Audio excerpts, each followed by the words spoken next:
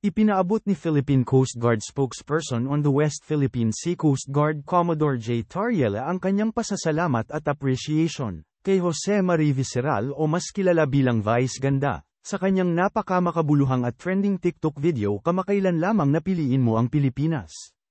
Ipinakita sa video na ito ang mga problemang kinakaharap ng bansa sa kasalukuyan, partikular na sa West Philippine Sea. Napaka-meaningful ng kanta na Piliin Mo ang Pilipinas, di ba? Ang mga trolls kasi, iba na yata ang pinili eh. Di ba? Pinili na yata nila ang China eh. Pangalawa, dun sa music video kasi, ipinakita dito yung imperfection ng Philippine society. From our problems sa transport, sa traffic, sa pollution, at kung ano-ano pa. And then the last part of it is yung laban natin sa West Philippine Sea.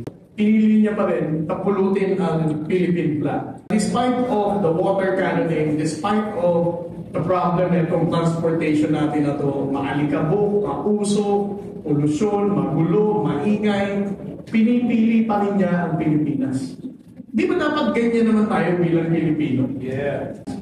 Ito ang pinaka gusto kong part ng music video na yun, na parang ang hirap mahalin nga doon ng Pilipinas.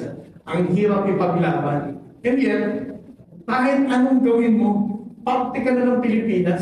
Kahit anong imperfection ng Philippine society, kahit anong antas mo dito sa Pilipinas, mahirap, mayaman, may kaya, sa gobyerno or privado, dapat tayo lahat, tindigan natin ang Pilipinas. Piliin natin ang Pilipinas.